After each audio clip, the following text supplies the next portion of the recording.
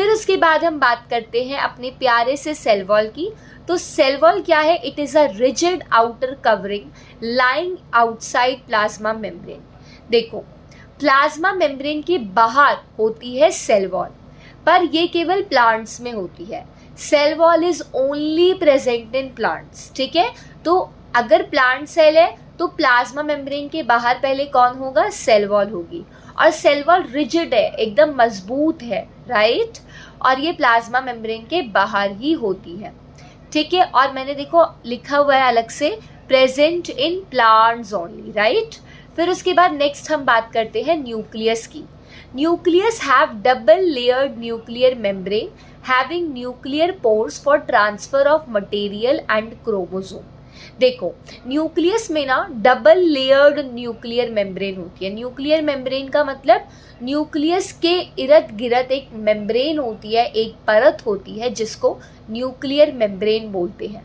और वो nuclear membrane double layered होती है और उस न्यूक्लियर मेम्ब्रेन में न्यूक्लियर पोर्स होते हैं। वो न्यूक्लियर पोर्स क्यों होते हैं? क्योंकि वो मटेरियल और क्रोमोसोम्स के ट्रांसफर के लिए होती है, राइट। साइटोप्लाज्म क्या है?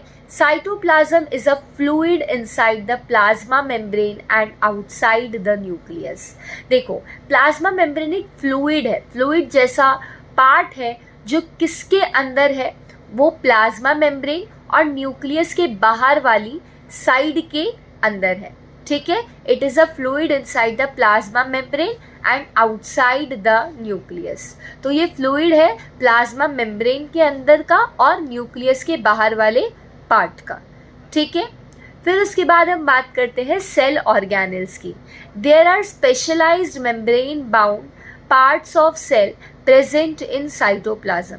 देखो, सेल ऑर्गेनल्स मैंने आपको पिछली वीडियो में भी बताया था, तो पहले वीडियो को पॉज करें और पहले कमेंट सेक्शन में मेरे को बताएं कि सेल ऑर्गेनल क्या होता है, क्योंकि मैं भी जानना चाहती हूँ कि आपको कितना ज़्यादा समझ में आ रहा है।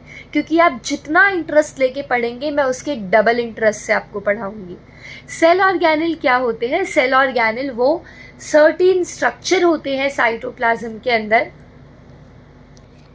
जो किसी स्पेसिफिक फंक्शन के लिए होते हैं, जैसे माइटोकॉन्ड्रिया रेस्पिरेशन के लिए होता है।